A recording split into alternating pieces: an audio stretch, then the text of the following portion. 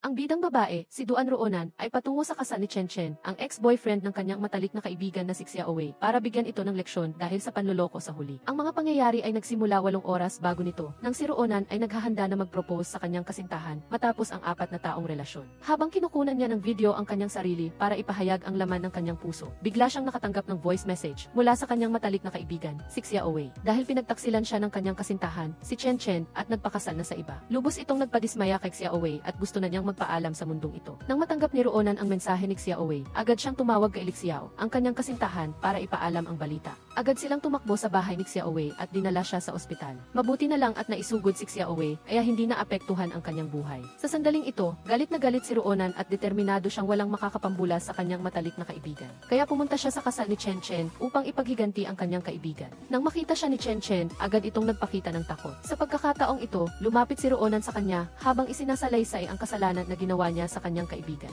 Sinundan siya ni Xiao Wei sa loob ng 3 taon. Nang makita niyang wala itong pera, sinimulan niyang bumuo ng karera kasama niya. Nang gusto ni Chen Chen na mag-aral sa ibang bansa, sinuportahan siya ni Xiao Wei sa pinansyal. Ngunit ngayon na nakahanap siya ng mayamang babae, iniwan niya ito, kaya tinawag ni Roonan siyang halimaw. Tinamon niya si Chen Chen kung hindi ba ito nahihiya na ginastos niya ang pera ng iba. Ang asawa sa tabi niya ay narinig ito at agad siyang inutusang ipaliwanag ang bagay na ito. Ngunit patuloy pa rin si Chen Chen sa pagtanggi at sinabing nag-iimbento lamang si Roonan ng kwento. Nang marinig ito ni Roonan, ipinakita niya ang ebidensya, ang mga text message nila ni Xiao Wei sa lahat ng tao. Nang malaman ng asawa ni Chen Chen na siya ay pinagtaksilan, binugbog niya ito at umalis. Sa pagkakataong ito, si Roonan naman ang kumilos, kinunan niya ito ng video at binalaan na kung galawin niya ang kanyang kaibigan, iisa lang ang magiging kahinatnan. Pagkatapos nito, dinala niya ang video kay Xiao Wei at hinikayat siyang huwag pansinin si Chen Chen dahil hindi ito karapat-dapat. Labis na nagpasalamat si Xiao Wei sa ginawa ni Roonan. Nagpasalamat siya dahil tinulungan siya nito at palaging nasa tabi niya. Agad niyang niyakap si Xiao Wei at inaliw na huwag nang isipin pa si Chen Chen. Nangako siyang hahanap siya ng mas mabuting lalaki para sa kanya. Si Chen Chen, matapos mawala ang lahat, ay nakaramdam ng matinding sama ng loob at nagalit kay Xiao Wei. Ipinahayag niya na kung gumalaw ito laban sa kanya, hindi niya ito hahayaang mabuhay ng payapa. Pagkatapos magsalita, agad niyang in-upload ang mga sensitibong larawan ni Xiao Wei online upang sirain ang kanyang dangal. Kinabukasan, lubos na nagulat si Xiao Wei nang mabasa niya ang balitang ito. Nang malaman ni Roonan at Xiao ang balita, agad silang tumakbo sa ospital. Sa sandaling ito, tumawag ang mga magulang ni Xiao Wei at sinermonan siya ng husto. Hindi lamang iyon, kundi gusto rin nilang itakwil siya. Ito ay nagdulot ng labis na kawalan ng pag-asa kay Xiao Wei at ang tanging nagawa niya ay umiyak. Sa sandaling ito, nakita niya ang sugat sa kanyang kamay, kaya nag-isip siya ng masama at tumakbo sa rooftop upang magpakamatay. Nang dumating si Roonan at Xiao sa ospital at hindi siya nakita, agad silang naghanap kay Xiao Wei. Mabuti na lang at tumakbo si Xiao sa rooftop at nakita siyang handa ng tumalon. Agad siyang tumakbo at binuhat siya. Sinisi siya dahil sa kawalang ingat sa paggawa nito. Humihikbi si Xiao Wei na walang nagmamahal sa kanya, mas gugustuhin pa niyang magpaalam sa mundong ito. Agad siyang pinakalma ni Xiao. Sinabing mayroon pa siyang Roonan at siya sa tabi niya at pinayuhan siyang huwag gumawa ng anumang kalokohan. Sa sandaling ito, dumating din si Roonan, inabot niya ang kanyang kamay kay Xiao Wei at tinanong kung ano talaga ang gusto niya. Kung gusto niyang magpaalam sa mundo, sasamahan niya siya, kaya agad siyang pinigilan ni Xiao Wei. Pinayuhan siya ni Roonan na kung hindi siya masaya, dapat ay manuntok o magmura, bakit kailangan niyang pahirapan ang sarili niya. Pagkatapos, niyakap ni Roonan si Xiao Wei, hinikayat siyang magsikap na malampasan ang panahong ito at karapat-dapat siya sa sarili niyang buhay. Kinabukasan, dinala ni Roonan si Xiao Wei para hanapin si Chen Chen at walang salitang lumapit si Xiao Wei at sinampal siya ng 2 beses. Ang una ay dahil sa dami ng mga larawang ipinadala niya at ang pangalawa ay dahil nilinlang niya ang kanyang pag-ibig. Pagkatapos ay ipinahayag niyang mula ngayon ay maghihiwalay na sila at wala na silang pananagutan sa isa't isa. Umalis silang dalawa at nagpunta sa isang bar. Labis na uminom si Xiao Wei hanggang sa nalasing siya. Dinala siya ni Roonan sa sarili niyang bahay at pagkatapos na pinagpahinga si Xiao Wei sa silid. Lumapit si Roonan at sinabi kay Xiao na kailangan niyang magsakripisyo ng kaunti sa panahong ito dahil mananatili si Xiao Wei doon. Pagkatapos, sinubukan niyang ipakita sa kanya ang video kung saan nag-propose siya sa kanya, ngunit hindi niya ito nakita at si Xiao ay nagpakita ng malinaw na pag-aalala. Lumalabas na aksidenteng natuklasan niya ang video noong isang araw at binura na niya ito. Sa sandaling ito, inagaw ni Xiao ang cellphone ni Roonan at hinalikan siya upang makalimutan niya ang tungkol dito. Habang masarap ang kanilang pagsasama, nagising si Xiao Wei at nang buksan niya ang pinto ay nakita niya ang dalawa na naglalambingan. Agad siyang nakaramdam ng inggit sa kanyang puso. Nang magising kinabukasan, sinimula ni Xiao Wei na akitin si Xiao. Gumawa pa siya ng masarap na almusal. Nagpapakita ng ugali ng isang mapagmahal na asawa at paminsan-minsan ay sumusulyap sa kanya. Habang nagtatrabaho si Xiao, nagpanggap pa si Xiao Wei na masama ang kanyang pakiramdam at hiniling na bilhan siya nito ng gamot. Hindi na nag-isip pa si Xiao at pumayag. Pagkatapos, nagsuot si Xiao Wei ng damit ni Roonan sa bahay upang akitin si Xiao. Ngunit hindi niya inaasahan na nakalimutan ni Roonan ang dokumento, kaya bumalik siya sa bahay upang kunin at nakita niya si Xiaowei na nakasuot ng kanyang damit. Nagtataka si Roonan kaya nagdahilan si Xiaowei na nakaramdam siya ng hindi maganda kaya naligo. Ngunit dahil marumi ang kanyang damit ay pansamantala niya munang isinuot ang damit ni Roonan. Nang marinig ni Roonan na hindi maganda ang pakiramdam ni Xiaowei, lumapit siya upang tanungin, ngunit nang hawakan niya ang noo nito, naramdaman niyang normal lang ito. Natatakot si Xiaowei kaya nagpanggap siyang sinabi na mayroon lang siyang bahagyang sipon. Hindi nag-isip ng malalim si Roonan at binilinan lamang siya ng ilang salita at umalis.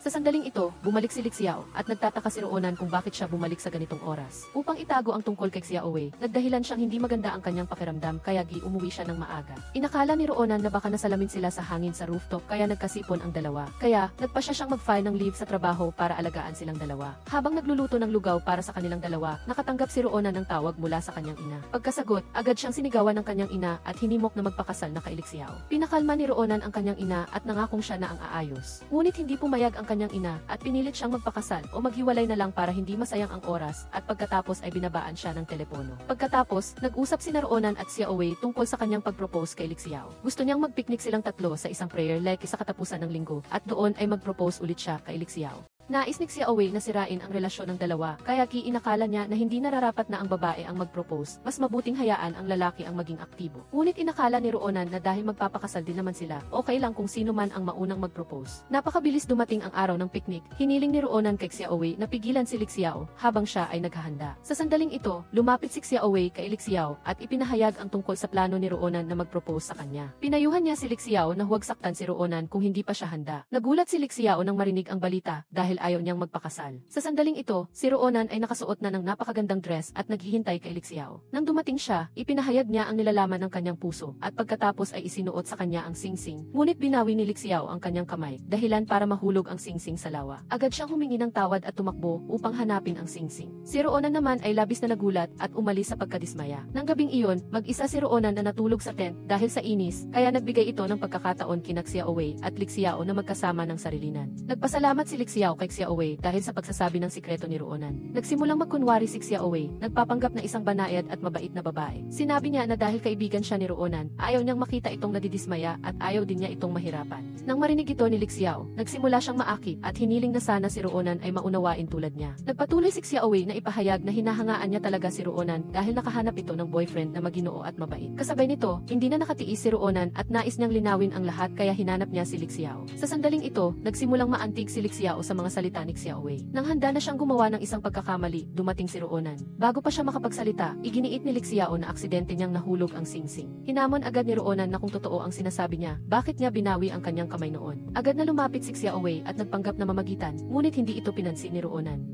Sa sandaling ito, hinamon niya si Lixiao kung gusto ba talaga nitong magpakasal sa kanya. Nagpaligoy-ligoy si Lixiao at sinabing gusto rin niya siyang pakasalan, ngunit hindi pa sa ngayon. Gusto niyang magsumikap pa ng ilang taon at bumili ng bahay para sa kanya. Ngunit hindi kailangan ni Roonan ang mga bagay na iyon. Pakiramdam niya ay ayos lang sa kanilang dalawa na umupa ng bahay tulad ng ginagawa nila ngayon. Sa harap ng pagpilit ni Roonan na magpakasal, sa wakas ay nakahanap si Lixiao ng pagkakataon na magalit at mabilis na tumalikod at umalis. Pagkatapos, naglabas ng saloobin si Roonan kay Xiaowei na kasama na niya ito sa loob ng 4 na taon. Hindi siya naghahangad ng yaman o karangalan, gusto lamang niya ng mapayapa at matatag na buhay. Bakit napakahirap magpakasal? Nag-udyok pa si Xiaowei at sinabing talagang gusto ni Lixiao na bigyan siya ng matatag na buhay, kaya niya iyon ginawa. Pagkatapos, nagsimulang magbigay ng payo si Xiaowei kay Roonan, sinabing ang pinakamalaking problema sa pagitan nilang dalawa ay ang sobrang tagal na nilang magkasama at ang pagpapakasal ay dahil lang sa biglaan. Dahil sa galit, inakala ni Roonan na tama ang sinasabi niya. Naramdaman niyang masyadong boring na silang dalawa ngayon at kailangan niyang humanap ng isang bagay upang pukawin si Lixiao. Ngunit hindi niya alam na ito ay isang bitag na ginawa ni Xiaowei. Nang gabing iyon, nagbihis si Roonan ng napakaganda at nagtungo sa bar. Pinayuhan siya ni Xiaowei na huwag gawin iyon dahil baka magkamali si Lixiao ng pagkakaintindi. Ngunit hindi ito pinansin ni Roonan, ginawa niya iyon upang patunayan na maihalaga pa rin siya. Kung hindi, iisipin niya na gusto lang siyang pakasalan ni Roonan sa lahat ng paraan. Para sa kanya, kapag mas naunawaan ang babae, mas hindi siya pahalagahan ng lalaki. Sa sandaling iyon, may 2 lalaki ang lumapit at nag-alok ng inumin at hindi nag-atubili si Roonan na makipag-inuman. Sinamantala ni Xiaowei ang pagkakataon na mabilis na mag-text kay Lixiao at sinabi na lasing na si Roonan at pinapunta siya para sunduin ito. Ngunit ang layunin niya ay upang masaksihan ni Lixiao si Roonan na umiinom kasama ang mga estranghero. Nang malasing si Roonan, dinala siya ni Xiaowei pa uwi. Ngunit hinabol sila ng 2 lalaki at pinigilan sila. Nagkunwari si Xiaowei Wei na sumigaw ng malakas para paalisin sila at sa sandaling iyon, dumating si Lik Xiao. Nagpakita ng pagkaawa si Xiao Wei at humingi ng tawad sa kanya.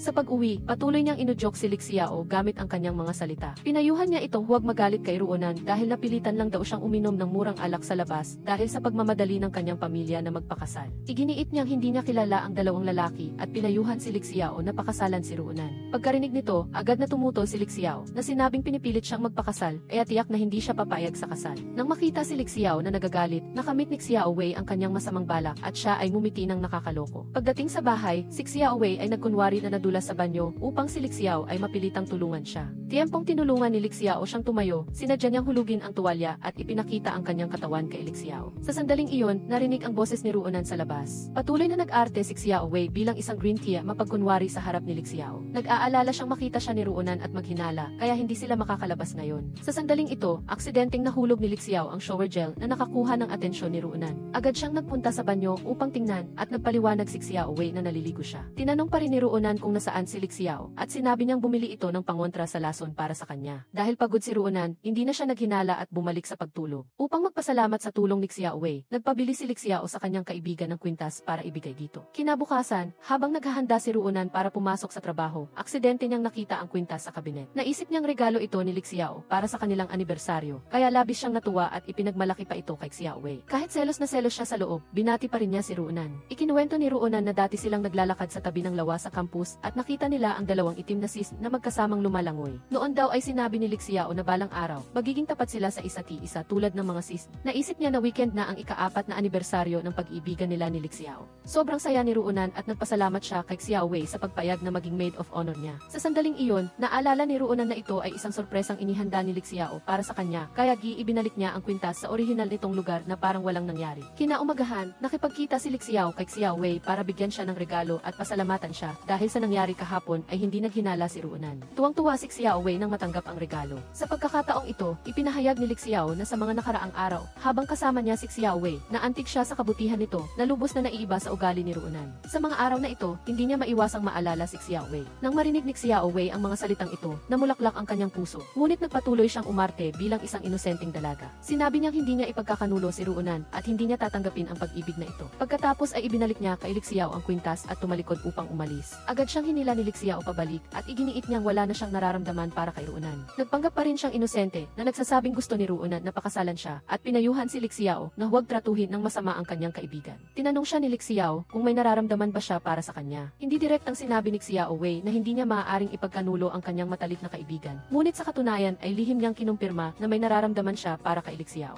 Nang gabing iyon, nag-imbita si Lik Xiao kay Ruonan para magdiwang ng kanilang ika-4 na anibersaryo. Habang naghihintay, nag-text siya kay Xiao Wei na may nararamdaman siya para dito. Pagkatapos, humingi siya ng oras para makipaghiwalay kay Ruonan. Pagdating ni Ruonan, masaya siyang binigyan ito ng regalo na isang Galaxy Dance sheet music. Sa sandaling iyon, nag-text si Xiao Wei at tinanggihan ang pag-amin ng pag-ibig ni Lik Xiao. Nagdahilan si Lik Xiao na magbanyo para tawagan si Xiao Wei. Ngunit hindi ito sumagot at nag-text lang na huwag na siyang hanapin pa at ipinabatid na lilipat na siya bukas. Pagkatapos basahin ang mensahe, labis na nabalisa si Lik Xiao, kaya bumalik siya sa mesa, nagdahilan na may bigla ang problema sa kumpanya at dali-dali siyang umalis. Nang bigo si Ruonan, tumawag ang kanyang ina para mangumusta. Inisip ng kanyang ina na nag-propose siya kay Lik Xiao, ngunit paulit-ulit itong tumatanggi, kaya sigurado na may ibang babae ito. Pinayuhan siya nitong hanapin si Lik Xiao at itanong ng malinaw ang buong kwento. Dahil nakita ni Ruonan na may punto ang kanyang ina, hinabol niya si Lik Xiao. Tahimik siyang sumunod dito hanggang sa isang hotel at nakita niyang pumasok ito sa isang silid na nalaman niyang kay Xiao Wei. Nang makita ni Xiao Wei si Lik Xiao, pinalayas niya ito, ngunit tumanggi si Lik Xiao at pumasok sa silid. Labis na nagulat si Ruonan sa narinig, ngunit naniniwala pa rin siyang walang gagawin si Lik Xiao na ikadidismayan niya.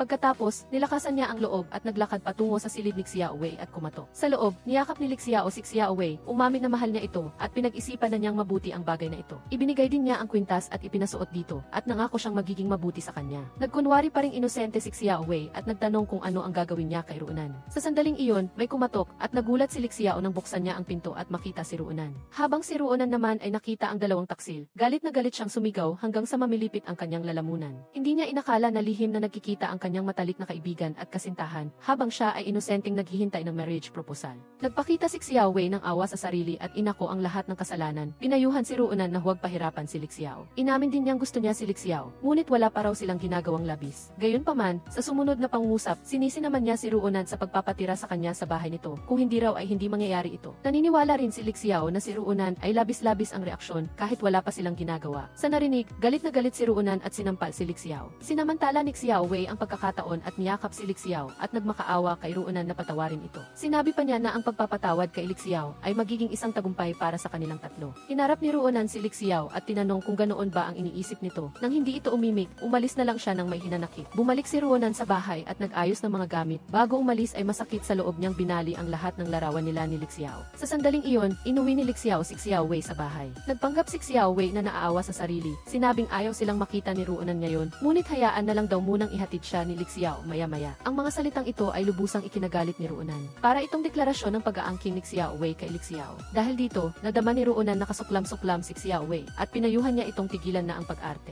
Nang makita si Lik Xiao, ang walang hiya na nakasuot ng damit na binili niya, nagalit siya agad at pinilit itong hubarin at ibalik ang lahat ng damit sa kanya. Agad namang hinubad nito ang kanyang damit at inihagis sa kanya. Patuloy na hiningi ni Ruonan ang pantalon at pagkatapos itong ibalik, nagalit din si Lik Xiao at tinulak si Ruonan pabagsak. Pagkatapos ay nagreklamo siyang sa 4 na taon nilang magkasama. Sawa na raw siya at naramdaman pa niyang nasasakal at nairita. Wala siyang awang nagpahayag na hindi niya kailanman naisip na pakasalan siya. Naramdaman ni Ruonan na ang 4 na taon ng kanyang kabataan ay nasayang. Nang makita ang dalawa, nadama lamang niya ang pagkainis at tumalikod na at umalis. Talagang masama ang kapalaran, bigo sa pag-ibig at nagkaroon pa ng problema sa karera. Ang pinuno ay pumuna na hindi maganda ang performance ng kanyang trabaho nitong mga nakaraang araw at hindi sila nasisiyahan. Dahil kulang sa tao ang bagong tatag na kumpanya, lilipat siya roon sa susunod na linggo. Habang siya ay naghihirap, tumawag ang kanyang ina at nagmamadaling ipakasal siya. Napilitan siyang pigilin ang kanyang pag-iyak at sinabing ikakasal siya sa loob ng 2 taon. Gayunpaman, hindi ito nakapagpabagsak kay Ruonan. Kinabukasan, binawi niya ang kanyang sarili at bumalik sa trabaho. Sa bagong lugar ng trabaho, sa unang araw pa lang, nakilala niya ang isang napakagwapong lalaki. Ngunit nang pinindot niya ang pindutan ng elevator para pumasok, nauna itong sumingit. Pumasok din siya ng walang pag-aalinlangan kahit na nag-alarma ang elevator na overloaded na.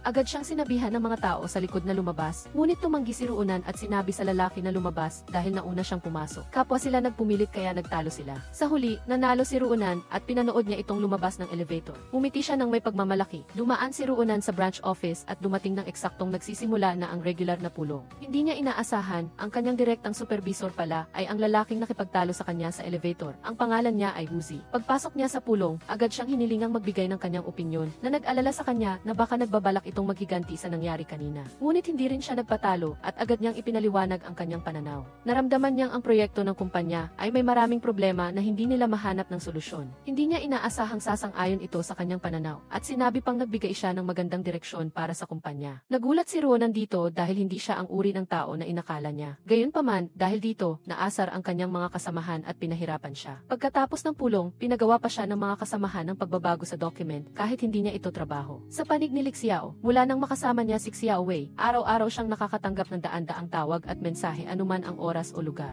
Habang ipinipresenta ni Lik Xiao ang kanyang report, biglang lumabas sa computer niya ang isang message notification na ikinagulat ng kanyang mga kasamahan. Nang makita ito, labis na nagalit ang supervisor at binigyan si Lik Xiao ng 5 minuto para ayusin ito. Kung hindi, umalis na raw siya sa kumpanya. Galit na nagtanong si Lik Xiao kay Xiao Wei kung may kagyat na nangyayari. Nag-inarte ito at ipinagmalaki na bumili siya ng bagong lipstick at nagtanong kung maganda ba ito. Hindi lang iyon, pinilit din niya itong mag-leave ng hapon para magkasama sila. Sa wakas, hindi na nakapagtimpi si Lik Xiao at galit na sinabing mayroon siyang napakahalagang meeting ngayon at binalaan niya itong huwag tumawag kung walang mahalagang dahilan. Ngunit nag-inarte pa rin si Xiao Wei, sinabing hindi siya sanay na mag-isang nasa bahay. Nang malaman niyang makikipagkita si Lik Xiao sa isang client ngayong gabi, tinanong niya kung lalaki ba o babae ang kasama nito at pinilit pa siyang magpadala ng litrato para patunayan. Dahil dito, labis na nainis si Lik Xiao at pumayag na lang para matapos na ang usapan. Samantala, abala pa rin si Ruonan sa paggawa ng report. Nakita ni Uzi na tapos na ang oras ng trabaho, ngunit nagtatrabaho pa rin si Ruonan, kaya lumapit siya upang magtanong. Nang matuklasan niyang ang report na ginagawa niya ay para kay Peja, labis siyang nagalit. Hindi na gustong palakihin ni Ruonan ang sitwasyon, kaya ipinaliwanag niyang ginagawa niya lang ito para masanay sa bagong gawain. Ngunit hindi nakinig si Uzi at tinawag si Peja at binalaan itong huwag ibigay ang sariling trabaho sa iba. Higit pa rito, ito ay proyekto niya. Nagdahilan siya na tinutulungan lang niya ang bagong empleyado na maging pamilyar sa proyektong ito. Inakala ni Uzi na nagdadahilan lang ito para pagtakpan ang kanyang katamaran. Tinanong niya kung gusto nitong hatiin ang trabaho para sa bagong empleyado, hahatiin din ba nito ang porsyento ng komisyon para kay Ruonan. Pagkatapos, hinarap niya si Ruonan at sinabing gawin lang ang sariling trabaho mula ngayon at pinagsabihan itong umalis. Sa sandaling ito, dumating ang general manager at ipinabati na may bigla ang pagpupulong sa client ngayong gabi at kailangan niya ng 2 kasama.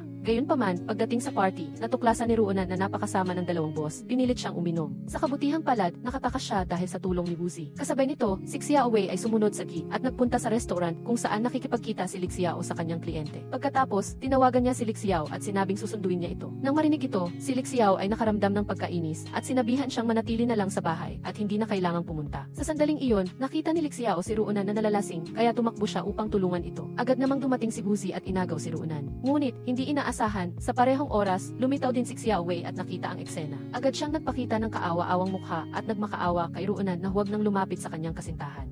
Ang mga sinabi niya ay hindi matanggap ni Li Xiao, kaya sinigawan niya ito na tumahimik. Sinubukan ni Woozi na paalisin si Ruonan. Ngunit pinigilan siya ni Li Xiao at tinanong kung sino siya at bakit niya ito inaalis. Nagbabala si Woozi sa kanya na bago magtanong sa iba, dapat niyang tingnan muna ang sarili kung mayroon siyang karapatan at pagkatapos ay inalis si Ruonan. Ang mga salitang ito ay nagpaistorbo kay Li Xiao, kaya inimbitahan niya si Chen Chen na mag-inom kasama niya. Tinanong ni Chen Chen kung bakit hindi siya nasa bahay kasama si Xiaowei dahil nakita niyang labis itong nagmamalasakit kay Li Xiao. Ngunit ipinalagay niya na ito ay parang isang linta na labis na nakakapit at ayaw bumitaw. Kinabukasan sa pulong, humingi ng pahintulot si Pagea sa pangkalahatang boss para sa kanyang proyekto, ngunit hindi siya pumayag at sinabi sa kanya na pag-aralan ang mga problema ng mas malinaw. Upang matulungan si Pagea na matapos ang trabaho, hinayaan niya si Ruonan na tulungan siyang mamahala sa proyektong ito. Nagdulot ito ng inis sa lahat. Nagprotesta pa si Pagea at sinabing baguhan si Ruonan at hindi angkop para sa trabahong ito. Ngunit nagpasya pa rin ang pangkalahatang boss na piliin si Ruonan dahil nakita niya na mayroon itong potensyal. Hindi lang iyon, inalala rin niya si Woozi na gabayan siya na magtrabaho sa kanyang proyekto. Bago matapos ang pulong, inimbitahan din siya nito na pumunta sa kanyang opisina mamaya. Pagkatapos ng pulong, sinadya ni Pagea na banggain siya upang ilabas ang kanyang galit. Pagkatapos, pumunta siya sa pangkalahatang boss, ipinakita nito sa kanya ang proyekto ng eksibisyon ng alagang hayop at sinamantala ang pagkakataon na titigan ang kanyang dibdib. Nakaramdam si Ruonan ng mabigat na paghinga ng boss at dali-dali niyang inayos ang kanyang kwelyo. Hindi inaasahan, hindi lang siya hindi nagpigil kundi inilipat pa ng kanyang mapanlinlang na kamay ang kanyang balikat. Agad na umiwas si Ruonan at nagsimula siyang mangakit gamit ang mga salita. Sinabi niya na ang mga kasamahan sa kumpanya ay may mga pagtatangi sa kanya pagkatapos ng pulong kanina. Sinubukan ni Ruonan na ipaliwanag na patutunayan niya ang kanyang kakayahan. Ngunit sinabi niya na wala ring silbi ang pagpapatunay niya at pagkatapos ay lumapit siya at sinubukang halikan si Ruonan. Hindi matanggap ni Ruonan ang kahihiyan kaya sinipa niya ang maselang bahagi nito at nagdulot ng sakit sa kanya. Sa sandaling iyon, narinig ni Woozi ang ingay at pumasok at nakita ang naguguluhan na mukha ng pangkalahatang boss. Ngunit nagkunwari siyang walang nangyari at ipinaalam na hinahanap siya ni Director Jin ng korporasyon dahil may kailangan siyang pag-usapan.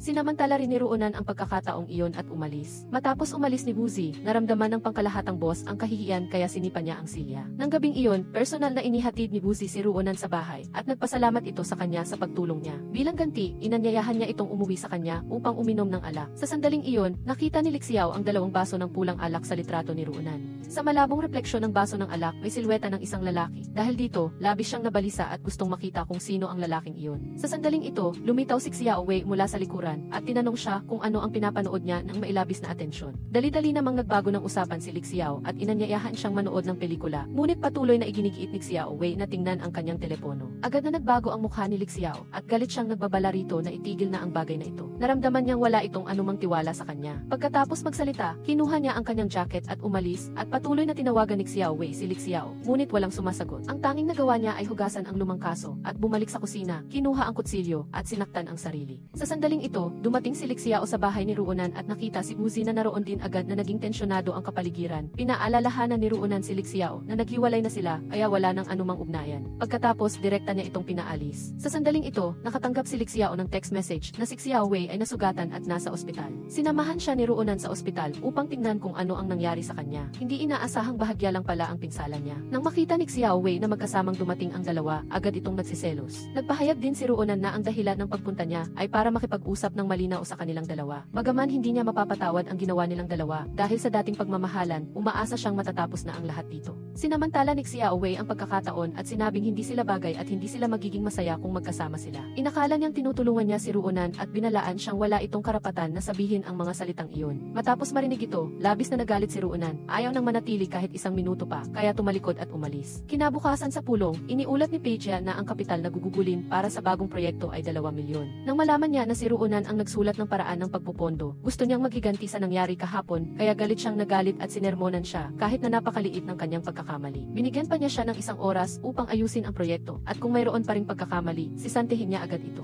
Sinadya ring makialam ni Peja, kaya tuwang-tuwa siya ng sinermonan ng boss si Ruonan. Sa sandaling ito, dumating si Buzi upang aliwin siya, ngunit sinabi ni Ruonan na ayos lang siya at umalis. Pumunta ulit si Ruonan sa opisina ng pangkalahatang boss at sa pagkakataong ito, may intensyon pa rin itong halikan siya. Nang makita niyang tumanggi siya, binantaan niya siya na mayroon pa siyang 1 buwan ng probationary period. Kung sisantihin siya sa loob ng panahong ito, wala nang kumpanya ang tatanggap sa kanya. Pagkatapos, patuloy siyang nangakit na bastaki masunurin siya. Hindi lang niya ito gagawing permanenteng empleyado ng mabilis, kundi hahayaan din niya itong mamahala sa buong departamento ng pagpaplano. Lubos na nagalit si Ruonan sa mga sinabi nito, ngunit wala siyang magawa. Nang gabing iyon, lumabas si Lixiao para makipag-inuman sa kanyang mga kaibigan. Patuloy na nagte-text si Xiao Wei na pauwiin siya na labis na ikinainis ni Lixiao. Kasabay nito, umuwi si Ruonan mula sa trabaho at nakita niya itong nakaupo sa ibaba ng kanyang bahay. Labis na nagsisisi si Lixiao at nagreklamo na napakasama ng buhay niya nitong nakaraang mga araw. Higit pa rito, ang paghihiwalay nila ay isang panandaliang kamalian lamang kaya gusto niya siyang patawarin. Pagkatapos magsalita, gusto niyang yakapin si Ruonan, ngunit galit siyang sinampal nito at nagbabala na kung patuloy siyang susunod, tatawag siya ng pulis. Sa sandaling iyon, dumating si Xiao Wei at nasaksihan ang lahat ng ito. Nang umalis si Ruonan, nangako si Lixiao na babalik at makikipaghiwalay kay Xiao Wei upang patunayan na mahal pa rin niya ito. Natakot si Xiao Wei nang marinig ito at dali-dali siyang umuwi. Pag-uwi ni Lixiao, nagdesisyon siyang makipaghiwalay kay Xiao Wei, kaya nagpakita ito ng awa at sinisi ang sarili sa kanyang maling pag-ugali. Nangako siyang hindi na niya ito kokontrolin pa. Pagkatapos, lumapit siya kay Lixiao at nagmakaawang huwag siyang iwanan at bumalik kay Ruonan. Naantig si Lixiao sa mga salitang ito at pumayag. Tuwang-tuwa si Xiao Wei nang marinig ito at hinalikan siya. Sa kabilang banda, si Ruonan ay naupo at naalaala ang mga salita ni Lixiao at medyo naguluhan. Sa sandaling iyon, dumating si Buzi at inakala niyang nag-aalala ito tungkol sa pangkalahatang boss. Hinikayat niya itong huwag mag-alala. Lumabas na nagplano si Buzi upang tulungan si Ruonan na ibunyag ang tunay na kulay ng pangkalahatang boss na iyon. Sinabi niya na kailangan lang niyang gumawa ng paraan upang mapilitan itong sabihin ang nasa loob ng kanyang isip at i-record ito. Pagkatapos, patutunayan niya ang kanyang kawalang sala. Nakita ni Ruonan na napakabait ni Buzi sa kanya, kaya nagpasalamat siya at umalis. Iminungkahi niya na sa halip na magpasalamat, gusto niyang ipakita niya ito sa pamamagitan ng aksyon, pagkatapos ay nagpahayag ng kanyang pag-ibig sa kanya. Ngunit tumanggi si Ruonan dahil naramdaman niyang masyadong nagmamadali. Sa kabilang banda, sinamantala ni Xiao Wei habang natutulog si Lixiao at lihim na naglagay ng listening device sa kanyang telepono. Kasabay nito, nagsimulang isagawa ni Ruonan ang kanyang plano. Binuksan niya ang recorder at binuksan ang pinto para tawagin ang pangkalahatang boss. Humingi ng tawad si Ruonan dito at binuksan ang usapan tungkol sa opisina. Nang nahulog ito sa bitag at sinubukan niyang halikan si Ruonan, dumating si Buzi kasama ang asawa nito. Sinamantala nilang dalawa ang pagkakataon na kunin ang telepono at umalis. Kinabukasan, ipinahayag ni Buzi na ang pangkalahatang boss ay sinuspinde dahil sa pang-aabuso sa babaeng empleyado. Pansamantala, uupo siya sa posisyon ng general manager. Dito, hiniling din niya na ang lahat ng mga humirap kay Ruonan at nagpakalat ng chismis ay humingi ng tawad sa kanya. Pagkatapos marinig ito, agad na humingi ng tawad kay Ruonan ang lahat. Nang makita niyang walang sinasabi si Peja, direkta niyang hiningi na humingi ito ng tawad sa kanya. Bagaman naiinis si Peja, wala siyang nagawa kundi sumunod.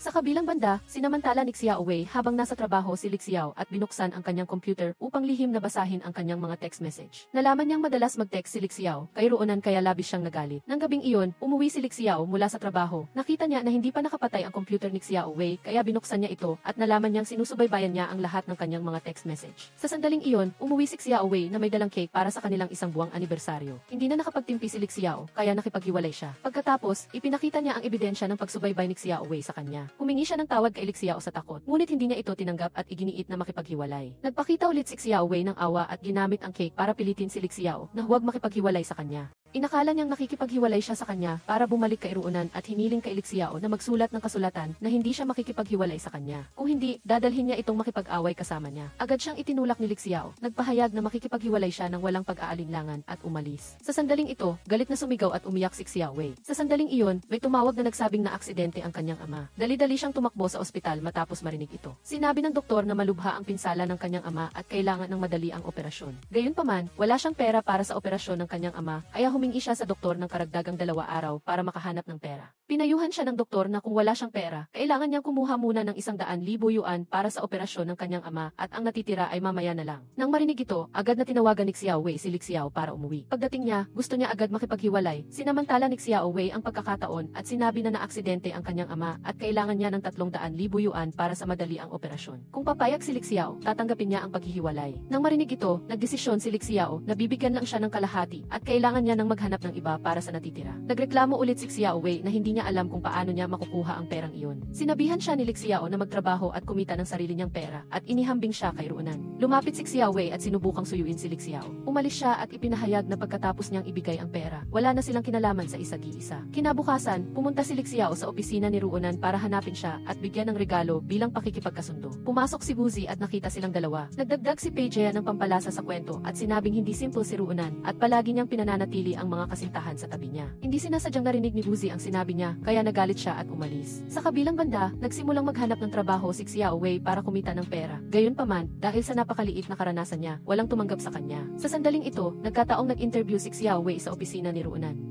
Ang tagapag-interview niya ay si Bao Jia. Nakita niya sa resume na nagtapos siya sa Jiang University. Nagkataong doon din nag-aral si Ruonan, kaya tinanong niya si Xiao Wei kung kilala niya ito. Nang marinig ito, sinabi ni Xiao Wei na hindi niya kilala at nagdesisyon na hindi na mag-apply sa kumpanyang ito. Napagtanto ni Bao Jia na kilala ni Xiao Wei si Ruonan kaya pinayagan niya itong magtrabaho. Sa sandaling ito, si Ruonan ay abala sa pagtingin sa mga dokumento at hindi sinasadyang nabangga si Xiao Wei. Nagkunwari siyang palakaibigan at binati si Ruonan, kumapit pa sa braso at nagpakilalang kaibigan niya sa kolehiyo. Agad siyang binalaan ni Ruonan na huwag kalimutan ang nangyari noon at ipinahayag sa harap ng lahat na hindi niya kilala si Xiao Wei. Iminungkahi ng kasamahan na si Bao Jia ay mayroong posisyon sa pagpaplano. Pagkatapos ng panahon ng pagsubok, sila ay maglalaban para makuha ito. Agad na sumang-ayon si Ruonan sa patas na kompetisyon. Pagkatapos umalis ni Ruonan, nagkunwari si Xiao Wei na biktima at sinabi na nagkaroon sila ng kaunting hindi pagkakaunawaan tungkol sa pag-ibig. Ang mga kasamahan na hindi gusto si Ruonan ay pumanig kay Xiao Wei. Pagkatapos ay may nagbalita na si Ruonan ay nanlalandi kay Director Wu at kinabukasan ay may iba siyang kasintahan na dumating para hanapin siya. Nang makita ni Xiao Wei ang larawang kinuha ng kasamahan, inamin niya na iyon ang kanyang dating kasintahan at sinisi si Ruonan sa pag-akit kay Xiao para iwanan siya nito. Nang marinig ito, pinayuhan ng lahat si Xiao Wei na lumayo kay Ruonan habang siya naman ay lubos na nagmamalaki dahil nakamit niya ang kanyang layunin. Kinabukasan, naghanda ang kumpanya ng isang bagong eksibisyon ng pabango kaya ipinasa ni Wuzi ang trabahong ito kay Ruonan para pamahalaan. Nagdahilan si Xiao Wei na siya ay bagong empleyado kaya gusto niyang humingi na mapasama sa grupo ni Ruonan upang tumulong. Ngunit diretsahan siyang tinanggihan ni Ruonan na nagsasabing hindi niya kayang panagutan ang isang katulad niya. Naniniwala si Bao Jia na ang EC ay isang malaking proyekto at hindi niya ito kayang pangasiwaan ng mag-isa. Ipinaliwanag ni Wuzi na ito ay isang napakahalagang proyekto para makipagtulungan ang kumpanya sa ibang kumpanya. Kaya naman, ang pagganap ng bawat empleyado ay pagsasama-samahin sa katapusan ng buwan.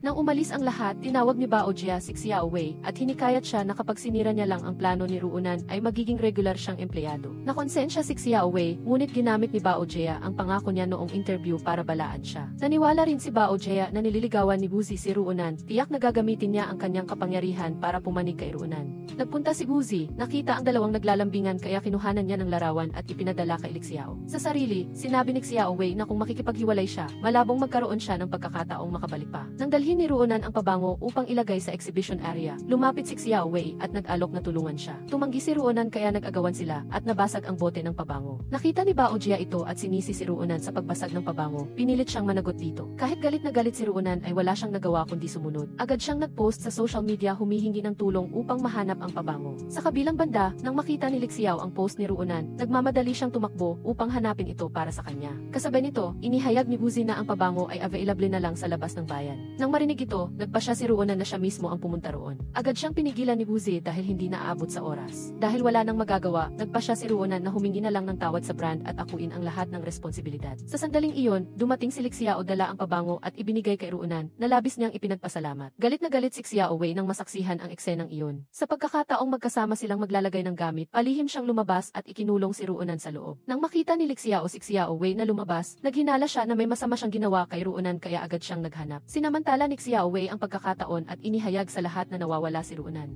Sa kabilang banda, tinulungan ni Xiao si Ruonan, nagpasalamat siya at umalis na sana. Ngunit hinila siya pabalik ni Xiao at sinabing nakipaghiwalay na siya kay Xiao Wei at gusto niyang bumalik sa kanya. Sa sandaling iyon, dinala ni Xiao Wei sina Wuzi at Bao Jia para hanapin si Ruonan at nasaksihan ang dalawa na nagyakapan. Nagpanik si Ruonan at itinulak palayo si Xiao at ipinaliwanag kay Wuzi na ito ay hindi pagkakaintindihan lamang. Ngunit galit na galit si Wuzi nang makita siya sa piling ng ibang lalaki. Dahil sa nangyari, nagpa siya siyang parusahan inakusahan siya. Agad na ipinagtanggol ni Lixiao si Ruonan na sinasabing labis na si Woozi. Dahil magkaribal sila, nag-away silang dalawa. Tumayo si Ruonan sa gitna at pinigilan ang dalawa at nagdesisyon na siya ang mananagot sa lahat. Tuwang-tuwa si Xiao Wei nang masaksihan ang eksenang ito. Kinagabihan, malungkot si Woozi at nag-inuman mag-isa. Sinamantala ni Xiao Wei ang pagkakataon at lumapit para ikwento ang nakaraan ni Ruonan at Lixiao at siniraan si Ruonan. Dahil dito, unti-unting nawalan ng tiwala si Woozi sa kanya. Kinabukasan, maglalabas ang kumpanya ng isang malaking promo para sa brand at gustong pumili ng isang taong mamumuno. Para maging patas, maglalaban-laban ang lahat sa pamamagitan ng kanilang mga panukala. Gustong patunayan ni Ruonan ang kanyang kakayahan, nagtrabaho mag-isa hanggang gabi at sa huli ay natapos din.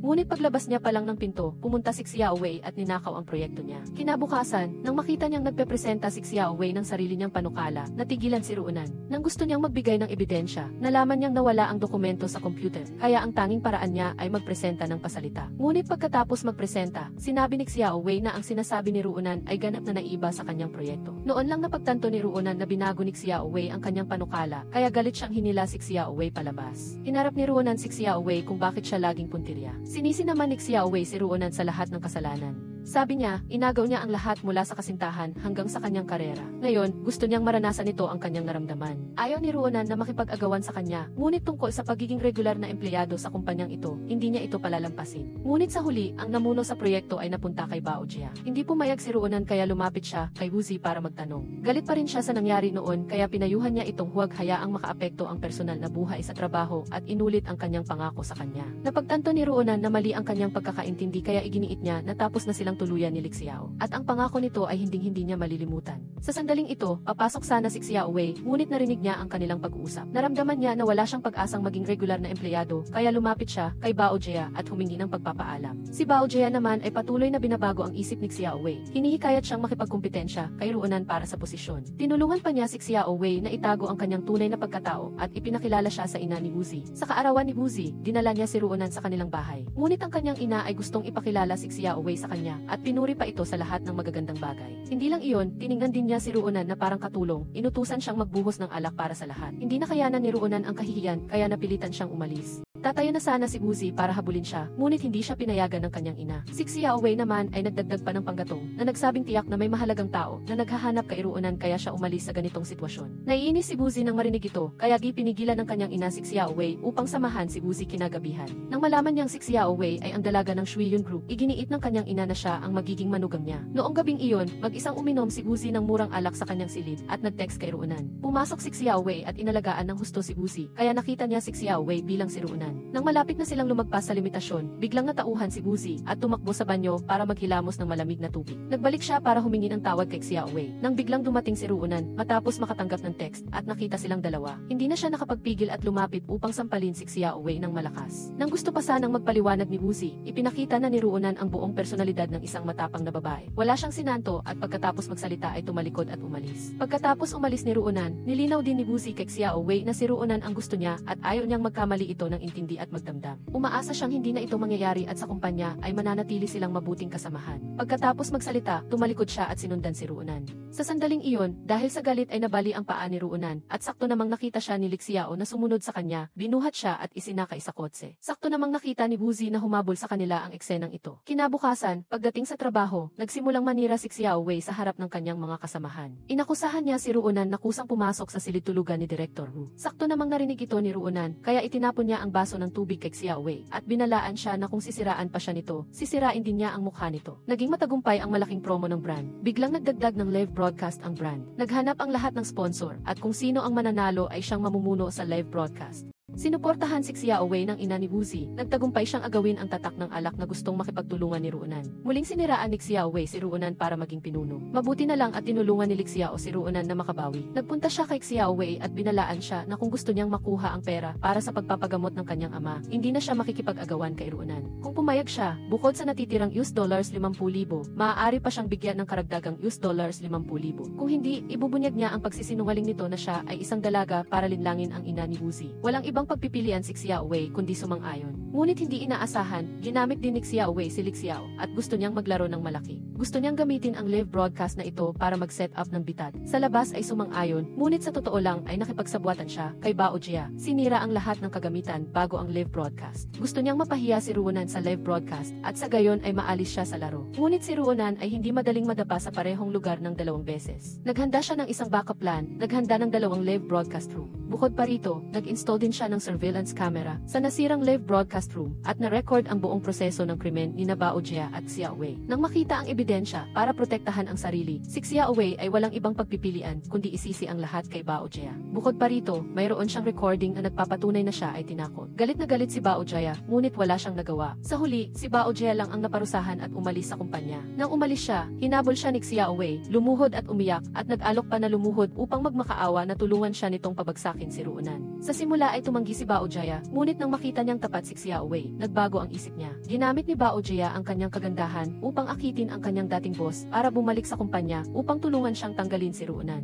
Noong umagang iyon, dumating sina Ruonan at Wuzi sa kumpanya, iniisip na tapos na ang lahat, ngunit hindi inaasahang muling nagpakita si Bao Jia sa kumpanya at nasa likuran niya ang dating boss. Sa pagkakita ng sitwasyong ito, alam ni Ruonan na siya ay nasa kapahamakan. Nagdeklara si Chen Chen na siya si ibinalik sa kumpanya dahil may sabuatan sila ni Pei Jia noon pa man, kaya ipinatapon niya agad si Ruonan at sinisi ang lahat sa pagkakamali niya sa live stream noong isang araw. Upang protektahan si Ruonan, si Wuzi ay nag-iisang umako ng responsibilidad para sa insidente ng live broadcast at umalis sa kumpanya. Si Ruonan ay inisolate sa kumpanya, tinututukan ng lahat, napilitang gumawa ng maliliit na gawain at walang proyekto na maaaring salihan, tiniis niya ang lahat ng uri ng pang-insulto. Walang nagawa si Ruonan kundi ang magpunta kay Wuzi para magsabi ng sama ng loob. Ngunit hindi niya inaasahang sermonan siya ng ina nito. At tinawag siyang salot, hinagis pa at pinalayas. Mabuti na lang at dumating si Wuzi sa tamang oras para ipagtanggol siya. Sinabi niya sa kanyang ina na si Ruonan ang babaeng mahal niya at gusto niyang makasama ito. Naantig si Ruonan sa ginawa ni Wuzi at sa huli ay pumayag na maging magkasintahan sila. Pagkatapos kumpirmahin ang kanilang relasyon, hiniling ni Wuzi na pagkatiwalaan siya ni Ruonan at nangako siyang pasasayahin siya. Kinaumagahan, habang inilalabas ni Wuzi si Ruonan, hindi sinasadyang nakita nila si Li Xiao. Dahil sa pag-aagawan kay Ruonan, nag-away ang dalawa hanggang sa sila ay naospital. Sa oras na ito, dinala ng ina ni Wuzi si Xiao Wei para bumisita at nang makita niya si Ruonan, agad niya itong pinagsalitaan ng masakit. At ikinumpara pa siya kay Xiao Wei na anak ng may-ari ng Shuyun Group na magaling at matalino. Hindi na nakapagpigil si Ruonan kaya ibinunyag niya na ang ama ni Xiao Wei ay isang ordinaryong guro lamang at hindi niya alam kung kailan pa ito naging isang dalaga ng pamilya. Sa oras na ito, nabuking ang kasinungalingan ni Xiao Wei at nagalit ang ina ni Wuzi at umalis. Galit na galit si Xiao Wei at ibinintang ang lahat kay Ruonan, ngunit sinampal siya ni Ruonan ng walang pag-aatubili. Nang sasagot pa sana si Xiao Wei, hinarangan na siya ni Li Xiao at binalaan siyang huwag na huwag niyang gagalawin si Ruonan. Sinamantala rin ni Ruonan ang pagkakataon para alisin si Wuzi at nang mag-isa na lang si Li Xiao, labis siyang nagsisi at umiyak. Kinabukasan, may pulong ang kumpanya tungkol sa bagong proyekto, ngunit hindi man lang inabisuhan si Ruonan. Tumakbo siya sa conference room, ngunit agad siyang pinalayas ni Pei Jia. Inakala nito na si Ruonan ay hindi pa permanenteng empleyado, kaya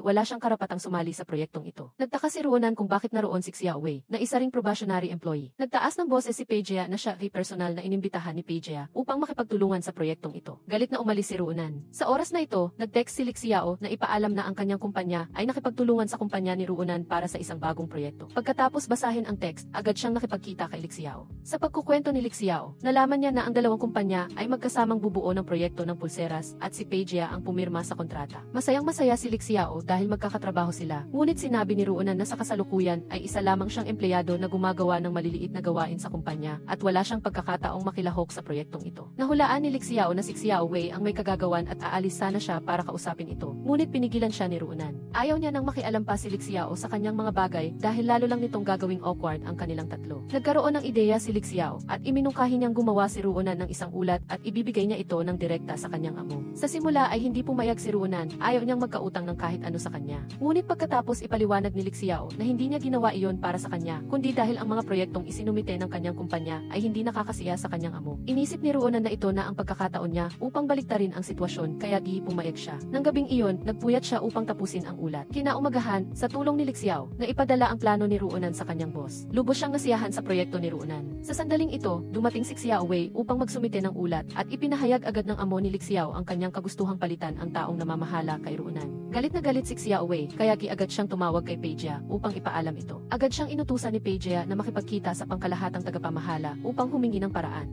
Walang ibang paraan, muling humingi ng tulong si Xiaowei sa baliw na amo. Kinabukasan, idinaos ang paglulunsad ng produkto. Dumating din si Wuzi at binilhan ng inumin si Ruonan. Nalungkot ng kaunti si Xiao nang makita ito. Kasabay nito, si Xiaowei ay nakatayo sa malayo at inutusan ang isang tao na magdulot ng gulo. Sinira niya ang pagtatanghal ng produkto. Lumabas si Ruonan upang makipagtalo, ngunit itinulak siya ng lalaki. Sumugod si Xiao upang makipag-away sa nanggulo, ngunit hindi inaasahang si Wuzi ang nasaktan. Agad siyang dinala sa ospital sa kritikal na kalagayan. Sa oras na ito, nagising si Wuzi at narinig ang lahat ng sinabi ni Ruonan. Sumang-ayon din siya sa ideya nitong mag-resign. Nang gabing iyon, hinanap ni Ruonan si Xiaowei at sinabing nag-resign na siya. Hindi na siya manggugulo pa. Inaasahan niyang magiging maayos ang buhay nito. Kinabukasan, pumunta si Ruonan sa kumpanya upang magpaalam sa lahat. Agad dinala ni Xiaowei ang mga gamit niya at itinapon sa sahig at pinulot sa kanya. Hindi lang iyon, inapakan pa niya ang mga gamit upang pahirapan si Ruonan. Nang paalis na siya, bumalik siya at binati si Xiaowei na manatiling mayabang. Lubhang mapagmataas, ngunit mabilis dumating ang karma. Matapos matagumpay na gamitin ni Peja si Xiaowei para paalisin si Ruonan, naramdaman niyang wala na itong silbi, kaya sinimulan na siyang talikuran. Patuloy niyang pinapahirapan si Xiaowei at nagdeklara na siya na ang direktor ngayon, inuutusan siyang kilalanin ang kanyang katayuan. Naramdaman ni Xiaowei na siya ay iniinsulto at nagdesisyong paalisin si Peja. Nanggulo siya sa presentasyon ng ulat ni Peja at sinadya niyang isulat ng mali ang unit. Inakala niyang ang pagkakamali sa unit ay sapat na para mapahiya si Peja, ngunit hindi pa iyon ang huling galaw. Nagdagdag din siya ng audio recording tungkol sa panloob na tunggalian ng kumpanya sa presentasyon. Lubos itong ikinagalit ng mga tao sa parent company. Hiniling lang ng direktor sa pangkalahatang tagapamahala na suriin ang kanyang mga empleyado bago umalis. Ginagamit ni Xiaowei ang pagkakataong ito para matagumpay na makakuha ng kapangyarihan. Siya ay naging pinuno ng grupo, may sariling opisina, at matagumpay na pinalitan si Peja. Ngunit hindi niya inaasahan na sa harap ng pangkalahatang tagapamahala, isa pa rin siyang laruan. Inutusan niya siyang sumama sa kanya para mag-entertain ng mga bisita sa gabi, at pinasayaw pa niya ito para magpatawa. Hindi na nakayanan ni Xiaowei kaya tumakas siya palabas, at habang siya ay tulala at nag-iisa sa kalsada, nakita niya si Peja. Sinumbatan niya si Xiaowei na sinira nito ang kanyang reputasyon at karera. Ngayon, wala nang kumpanya ang gustong tumanggap sa kanya. Habang nagkakagulo ang dalawa, hindi sinasadyang naitulak ni Peja si Xiaowei pababa sa hagdan. Pagkatapos nito, dinala siya sa ospital para gamutin, at nakita niyang ang mga pasyente sa tabi niya ay may mga pamilya at kaibigan.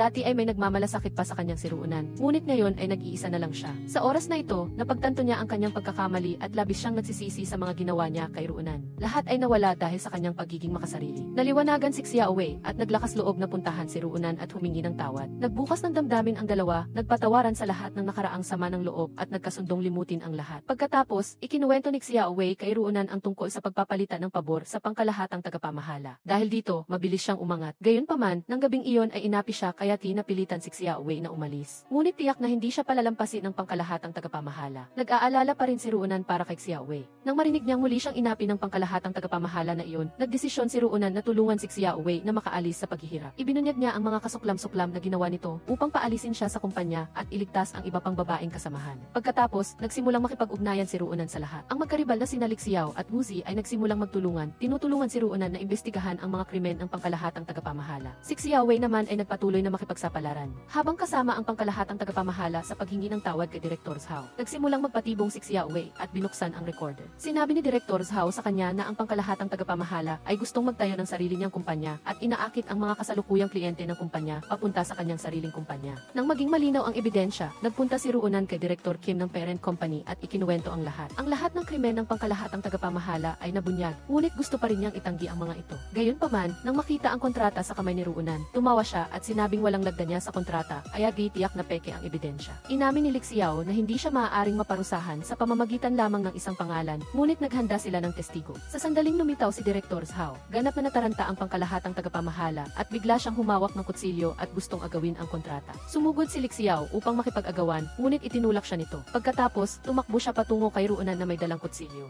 Sa oras na ito, natauhan si Xiaowei, sinalo niya ang saksak para kay Ruonan at sinabi na mula ngayon ay wala na silang utang kaninuman. Nang magising si Xiaowei sa ospital, tinanong niya si Ruonan kung maaari silang bumalik sa dati. Walang pag-aalinlangan na sumang-ayon si Ruonan at nagdesisyon si Xiaowei na umuwi sa kanilang probinsya para manirahan doon pagkatapos niyang gumaling, habang si Ruonan naman ay gustong maglakbay kasama si Wuzi pagkatapos nitong gumaling. Nang gabing iyon, nakipagkita si Xiao kay Ruonan at inalok siyang magtrabaho sa kanyang kumpanya, ngunit tumanggi siya dahil gusto niyang maglaan ng oras para kay Wuzi. Samantala, pinayuhan din niya si Xiao na huwag nang magpabigat sa nakaraan at mamuhay ng maayos para sa hinaharap. Sa huli ay nagdesisyon silang maging mabuting magkaibigan. Dito na nagtatapos ang pelikula. Salamat sa inyong panonood. Kung nagustuhan nyo, bigyan nyo ako ng isang like. Huwag kalimutang mag-subscribe, ay click ang bell para sa pinakabagong mga pelikula. Paalam at hanggang sa muli.